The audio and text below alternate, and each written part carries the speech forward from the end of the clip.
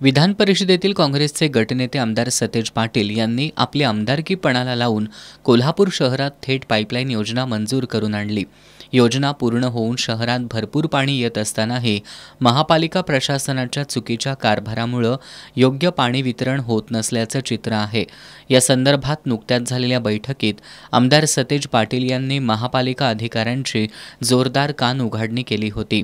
एकीकडे प्रशासनाच्या चुकीच्या कारभारामुळे पाणी टंचाईचा प्रश्न दिवसेंदिवस गंभीर होत चाललाय, तर दुसरीकडे महापालिकेच्या जलविभागाचा ढिसाळ कारभार पुन्हा चर्चेत आलाय। एका रहिवाशाला तब्बल 20,35,463 रुपयांचं पाणी बिल आलंय। हे पाणी बिल सोशल मीडियावर व्हायरल झाल्यानं शहरात सगळीकडे खळबळ उडाली आहे।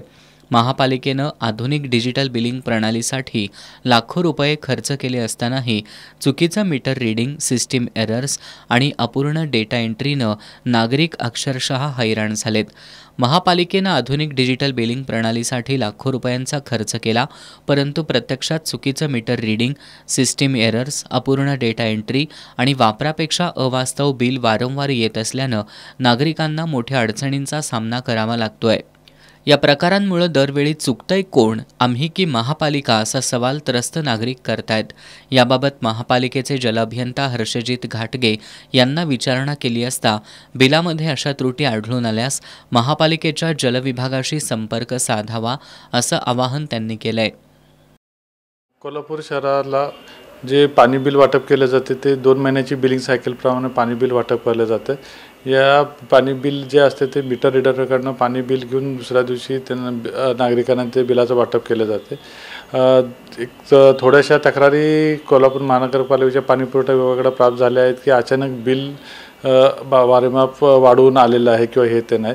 तर या माध्यमातून मी लोकांना आवाहन करतो की असं जर चुकून बिल एक्स्ट्रा जर काय वाढीव आलं असलं तर त्यांनी जुन्या बिलासह त्वरित पाणीपुरवठा विभागाच्या पाणीपट्टी शाखेकडे संपर्क साधावा, जेणेकरून जी काय वाढीव आले असतील, चुकून प्रिंटिंग मिस्टेक किंवा माणसाच्या ह्याच्यामध्ये लिहिण्यामध्ये काहीतरी मिस्टेक झाली असली आणि असे वाढीव आले असले तर ते मागची बिलं जी आहे ती सरासरी ती तपासून आणि मीटर मध्ये रीडिंग तपासून ती दुरुस्त करून योग्य ते बिल नागरिकांना वितरित करण्यात येते।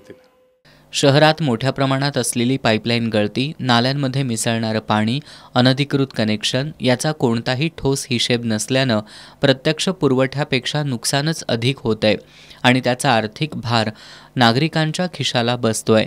दरम्यान मीटर वाचन, पंपिंग खर्च, गळती आणि पुरवठा यांचा पारदर्शक डेटा प्रत्येक महिन्याला ऑनलाईन उपलब्ध झाला तरच चुकीची बिलं नियंत्रणात येऊ शकतात, असं पाणी तज्ज्ञांचं मत आहे।